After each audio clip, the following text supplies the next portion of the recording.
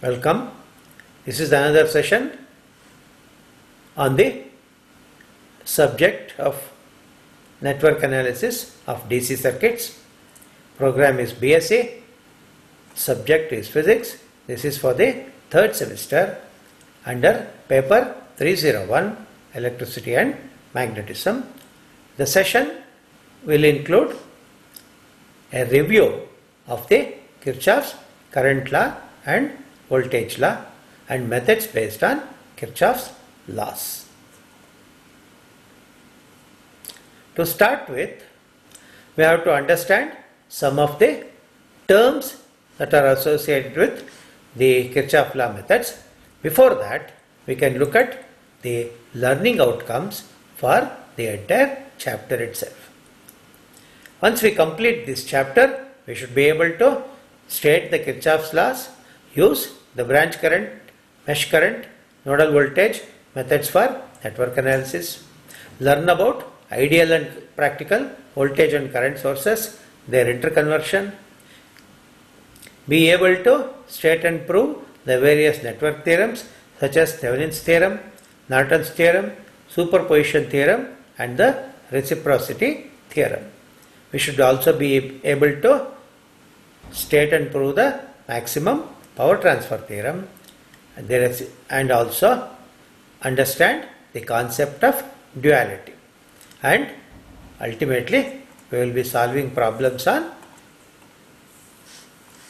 situations where one of these theorems may be easily applicable. As far as the current session is concerned, in the current session, the goal is to be able to understand the fundamentals of Kirchhoff's voltage and current laws, that is, understand the network elements such as branch, loop, mesh, node, etc. Then state and explain the Kirchhoff's voltage law and current law, and ultimately review the branch current and mesh current methods of solving electrical networks. To start with,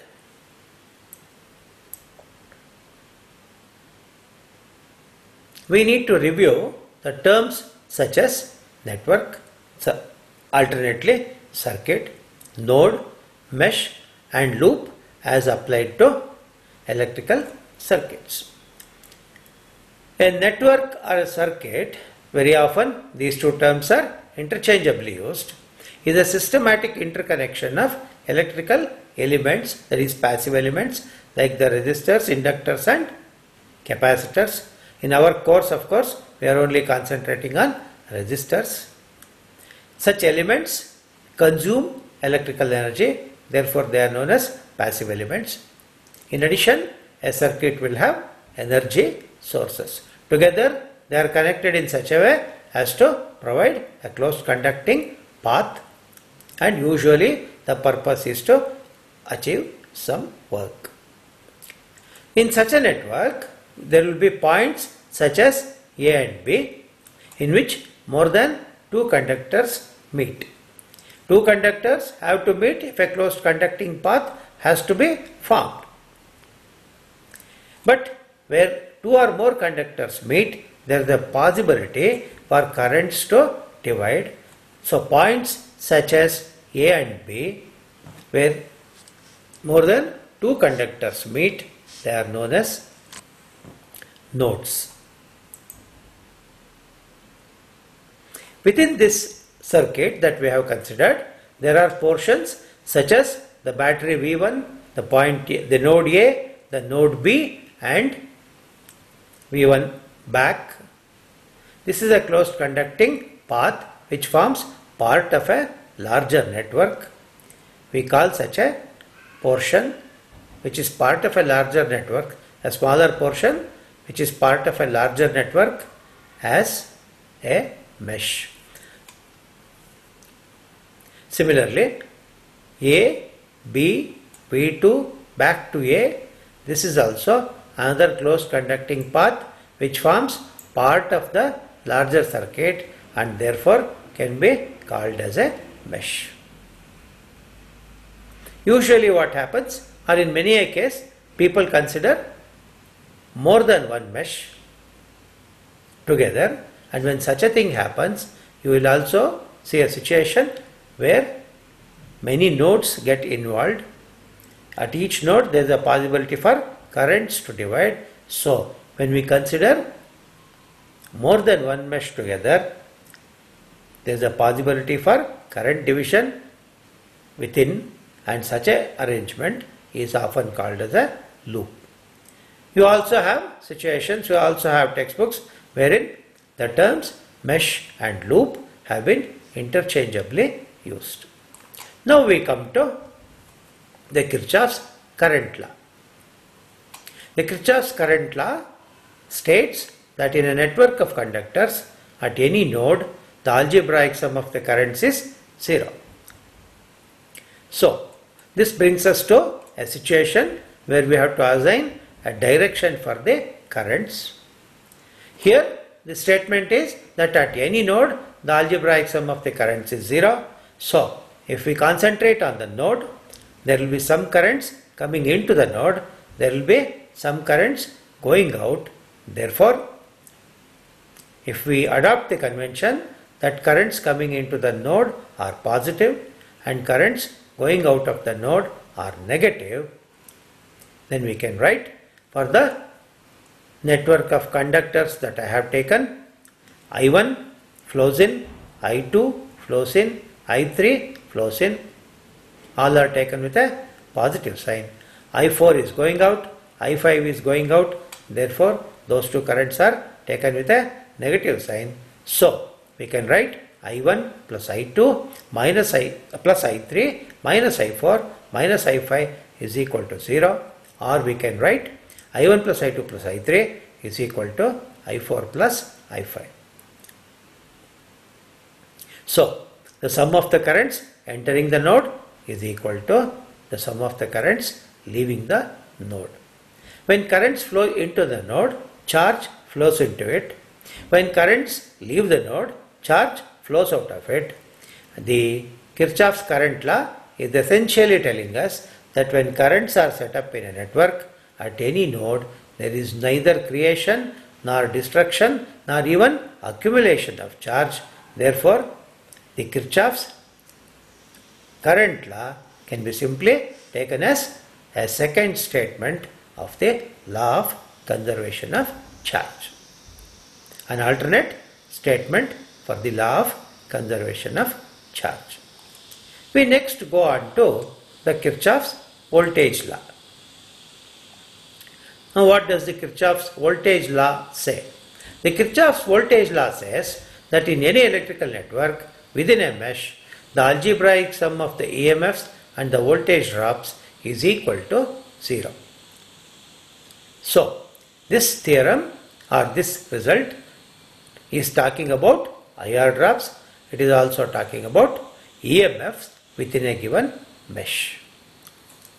So what are these IR drops? When currents are set up in a circuit, the resistors oppose the flow of current. The battery does some work in overcoming the opposition offered by the resistors to the flow of current through them. The work that is done appears as a voltage drop across the individual resistors, and that is often called as the IR drop. So here there are two issues. One is the IR drops, the other is the sources of energy. IR drops, by the explanation that I have given, is clear that they are the consumers of energy in the mesh, and the sources that are present are essentially the suppliers of energy. If the statement says that the algebraic sum of the EMFs and voltage drops is equal to 0, it essentially means that when currents are set up in a circuit within a mesh, the energy that is supplied by the batteries is equal to the energy that is consumed by the components. Therefore, essentially what KVL is telling us is that when currents flow in a network within a mesh, the energy is conserved. So essentially KVL, the Kirchhoff's voltage law, is an alternate statement of the law of conservation of charge. Now, as far as applying the result to a practical situation is concerned, we are now faced with the issue of assigning directions to the voltage drops. We adopt a simple principle that within a given mesh, we go in a direction of our choice, we traverse the mesh in a direction of our choice. Before we do so, we assign currents to the various branches of the circuit. What is a branch? A branch is a part of the electrical network within which the current flowing is the same. Here in this particular loop, as we can see, R1, R2, R3 are the three branches. In many a case, you will have several resistors forming a single branch.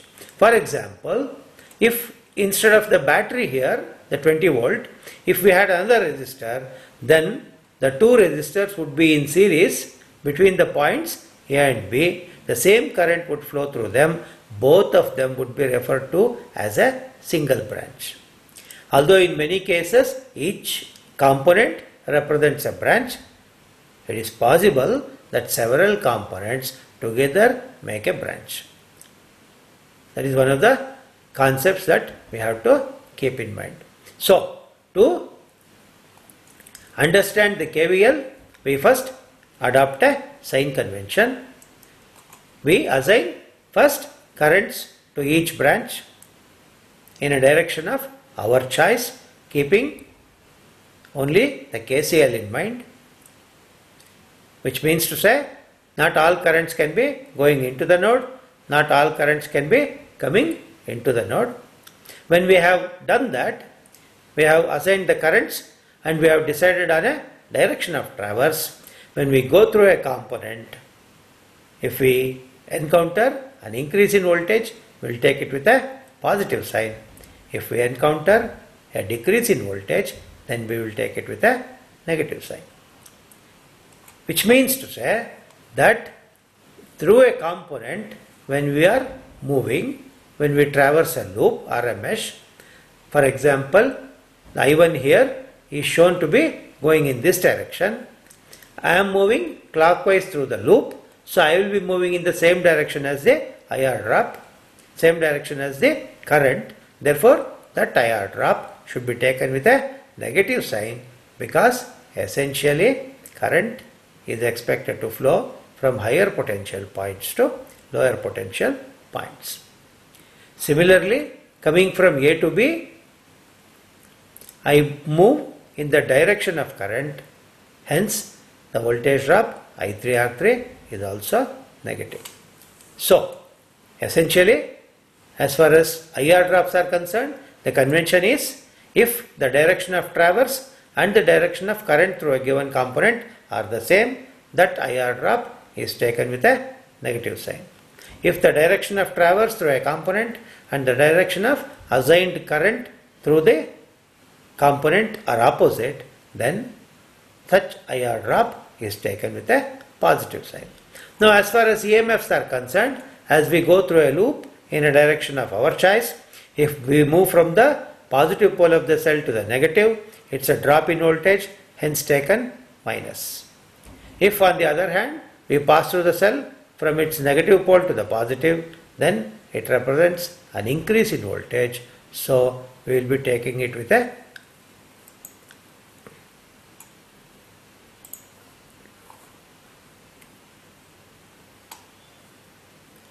negative sign. So, now we can try and apply the convention that we have developed to the given mesh here. There are two meshes marked 1 and 2. I have assigned the currents I1 through R1, I3 through R3, I2 through R2. Now, if we consider the first mesh formed by V1, R1, AB, back to V1. This becomes the closed conducting path. So, according to the convention, I am going clockwise. The current I1 is also in the same direction going through the component R1. So, as we traverse from the battery through the resistor to the point A, we are moving in the same direction as the assigned direction of current. So, that voltage drop I1 R1 is negative. Similarly, I pass through the resistor R3 from A to B in the same direction as the direction of current assigned. Therefore, that voltage drop I3R3 is also negative. Then from B we move towards the battery V1. We pass through the battery from its negative pole to the positive. It's an increase in voltage, so taken with a positive sign. So as far as the mesh 1 is concerned, the equation will be V1 minus I1R1 minus I3R3 is equal to 0. Similarly, if we apply the KVL equation to the mesh 2, then I have deliberately taken the direction of traverse here to be anti-clockwise. So, if we go, let us for example take it as going from B through V2 and A, coming back to B, B, V2, A, B. Then for that mesh, we can say as we go from B to A through the battery, we go from its negative pole to the positive. That represents an increase in voltage. So V2 is taken with a positive sign. As far as then going from the source to the resistor R2 is concerned, we go in the same direction as the assigned direction of current I2. So that voltage drop I2 R2 is minus. Then as we come from A to B, we are again falling through a potential. Potential at A is higher than potential at B because of the assigned direction of current that we have shown.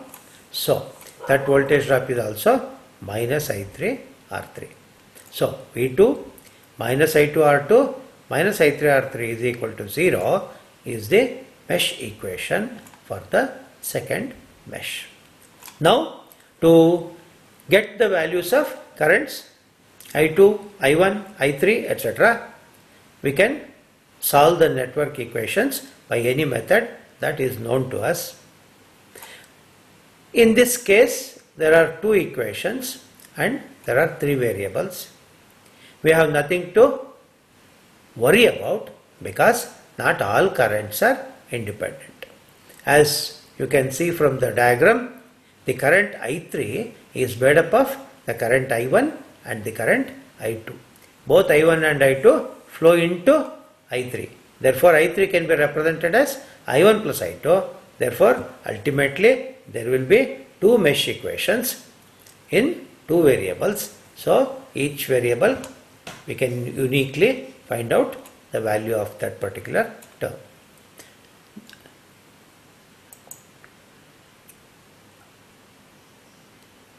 To solve electrical networks, and when we go ahead and prove the network theorems, we will be making use of the KVL and KCL to first establish the result and then establish the same result using any given network theorem. So, the methods of using KCL and KVL to solve networks we should become familiar with.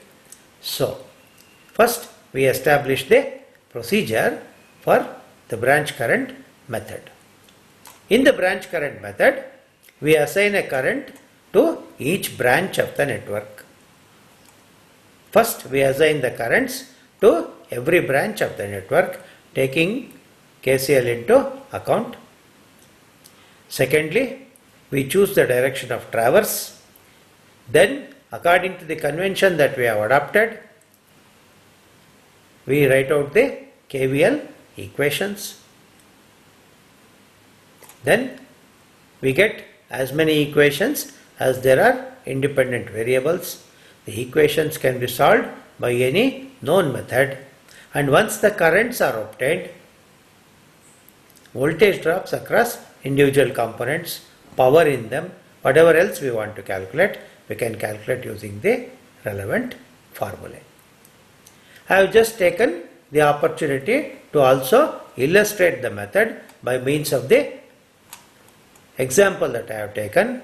In addition to R1, R2, R3, I have also given some sample values for these resistors.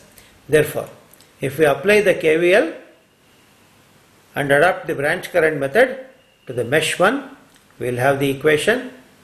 First, I am going clockwise through the resistor R1.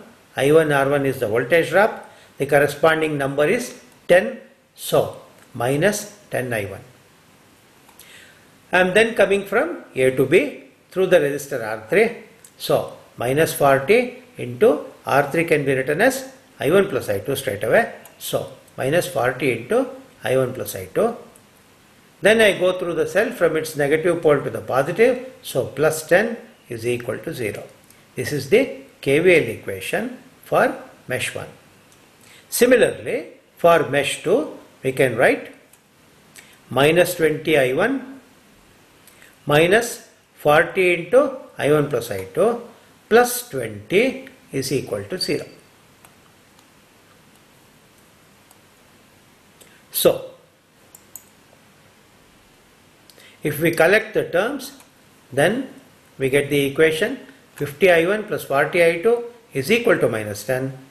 Therefore, for the second mesh, 40 I1 minus 60 I2 is equal to minus 20.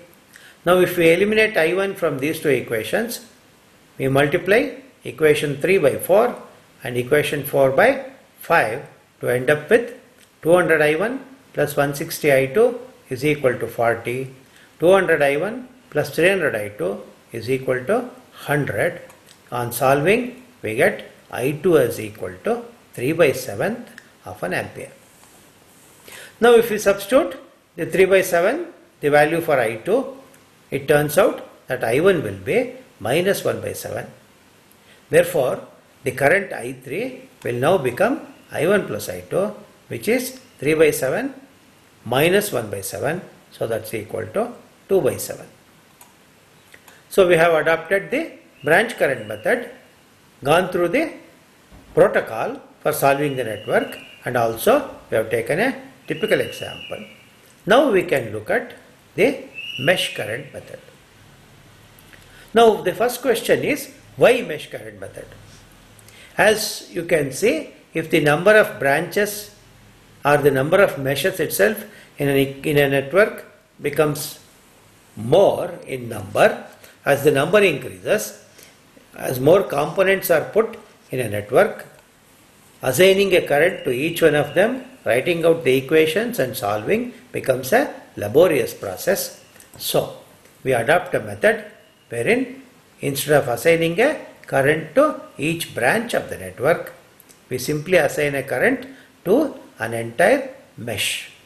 Once we assign a current to an entire mesh, we adopt the convention that all voltage drops produced in a given mesh by a current which belongs to it will be positive.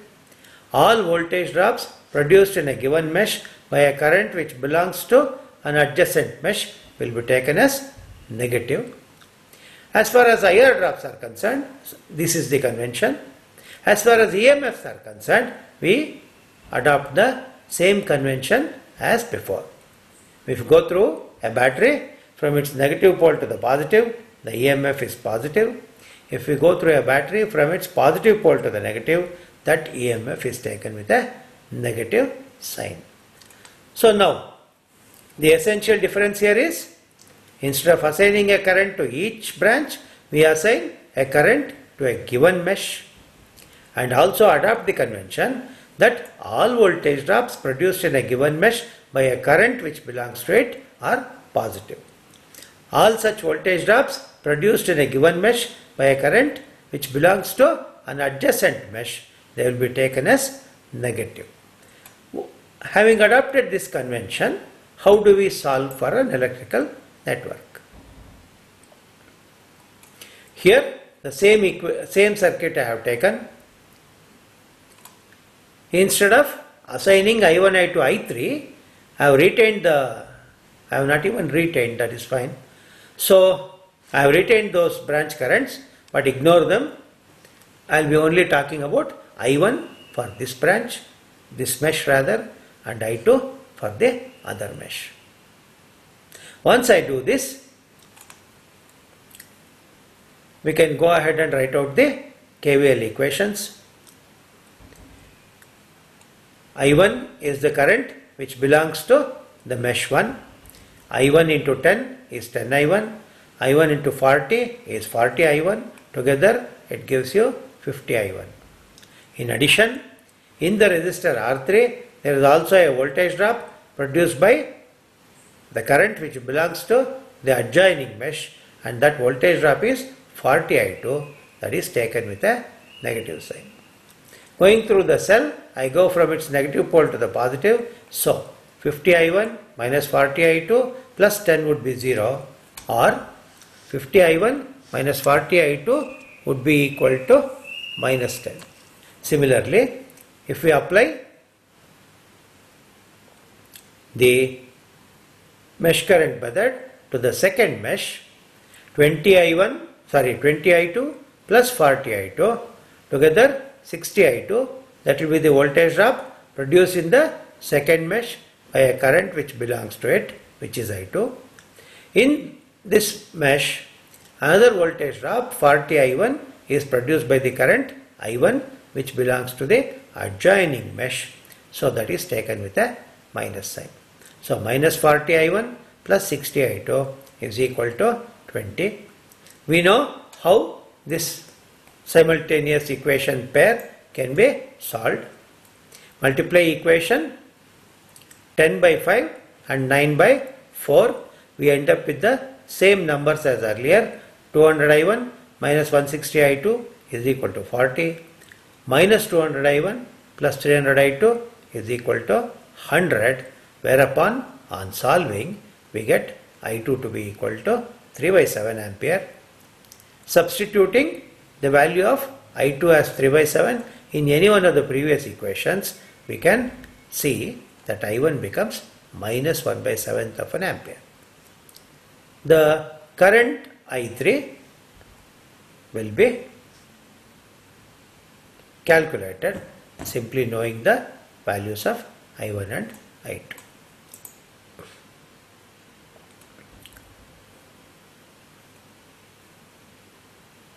Thus far in this session we have looked at the basic definitions of some of the terms associated with Kirchhoff's laws, the branch, the mesh, the loop, the node, etc. Then we have stated and understood the Kirchhoff's voltage law and the Kirchhoff's current law. We have also looked at the branch current and mesh current methods of circuit analysis. Having done this much, we can also look at a few MCQs. The Kirchhoff's current law is an useful result to be used sparingly. Another statement of the law of conservation of charge. D, all of these. The accurate answer, the most appropriate answer is C. It is another statement of the law of conservation of charge. Second question, KVL is an alternate statement of the law of conservation of dash. It is nothing but the law of conservation of energy.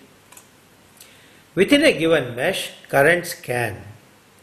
Within a given mesh, from the choices that are given, currents cannot divide.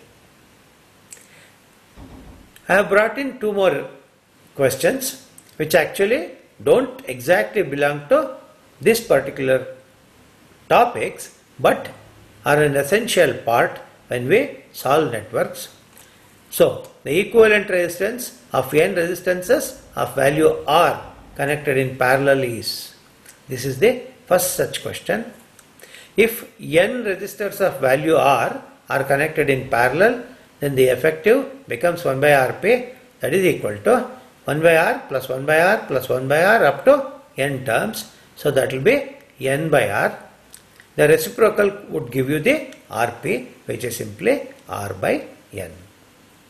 So, choice B is the correct answer. The next question is, a network of resistors in parallel is a voltage divider, a circuit, a current divider, none of these. The best answer here is a current divider. Why? In a parallel combination of resistors, the main current I supplied by the battery splits into different branch currents along each branch. We can also add another question here about the voltage divider. If you consider a combination of resistors in series, it will become a voltage divider circuit because a single battery voltage applied across a series combination of resistors provides us with as many different voltage drops as there are resistors connected in that particular combination. I have two mentions to make here, two things to mention. Some of these questions I have brought in with a view to helping you face the final examination. When you do a session and immediately look at these questions, they appear very simple, but when faced with these questions along with a set of questions from other topics, some of these simple things may look confusing. That is one thing. Secondly, as I told you, two of them repeatedly appear whenever you solve electrical networks. They are also important as far as some competitive exams are concerned. So, some 5 simple questions I have brought in here.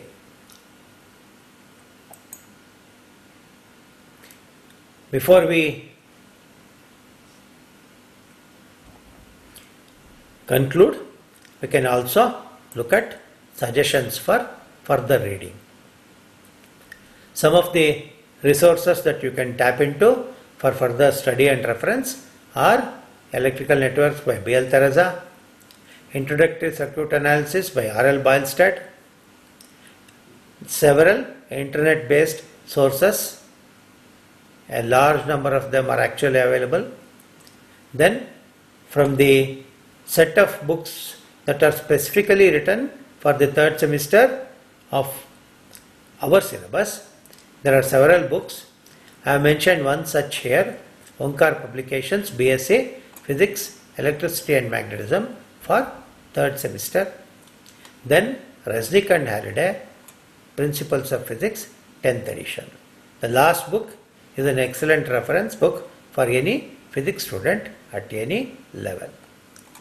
With this, we come to the end of this session. Until we meet again, bye and thanks for listening. Thank you very much.